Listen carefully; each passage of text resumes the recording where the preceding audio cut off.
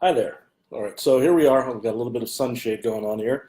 Once again, over here at Anderson Law. Today, we're going to talk a little bit about polygraphs. Now, before we get to the polygraph test, we are going to have to say something about our last video, in which, of course, we said all cops are liars.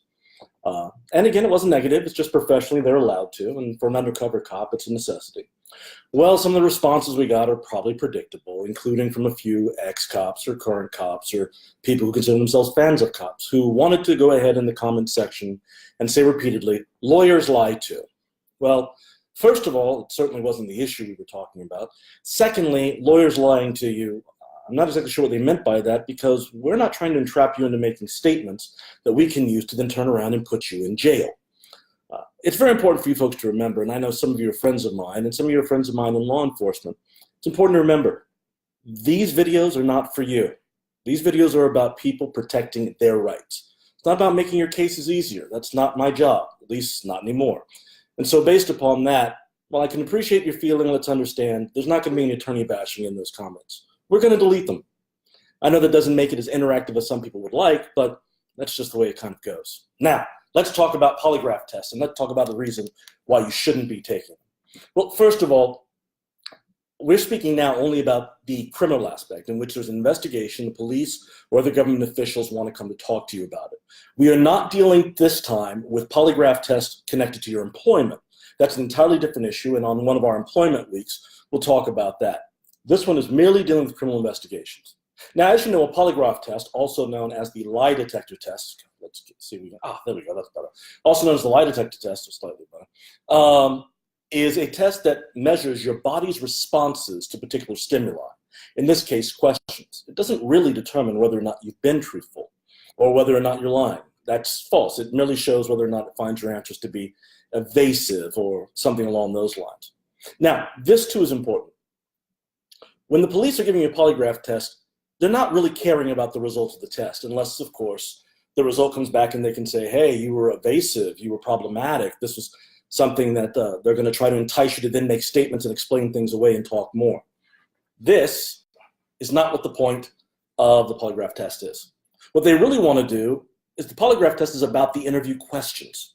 You see, the polygraph test itself, at least here in California, is not admissible. The only time it's admissible is if both parties agree. All the parties have to agree to allow those results to be put into evidence. And then it's up to the jury to determine what those things mean. So obviously, if your polygraph test results show that you were truthful or indicated that you weren't evasive, that would be good for the defense. And at that particular point, why would the prosecution want them to come in? Because, folks, it's still all about the questions. That's what's important.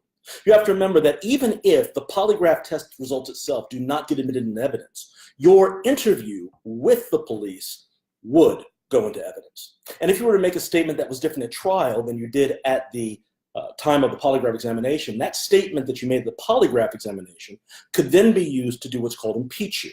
You could try to point out that your statement is inconsistent and therefore would tend to show that perhaps your credibility is at issue.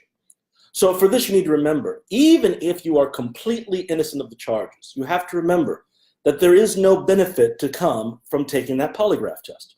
It's very rare when it's going to happen. Now, you could ask the police, after all, if they want you to take the polygraph test. You can ask them, if I am found to be not evasive, why in the world are you then going to agree, perhaps, that I should be let go with an apology and perhaps some money? Now, I'm not being serious about this. You shouldn't say that at all.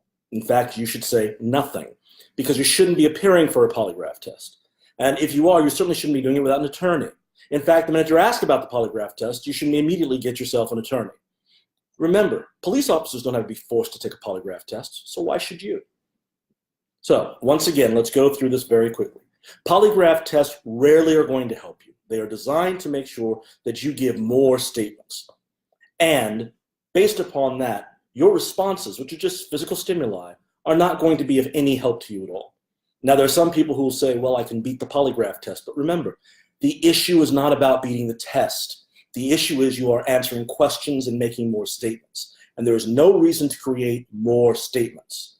More statements leads to more evidence or more further investigations. You do not want that. More further, that's not even a phrase. More investigations or further investigation, right? So don't do it. All right, that concludes today's. We look forward to talking to you a little bit tomorrow when we go into our mailbag.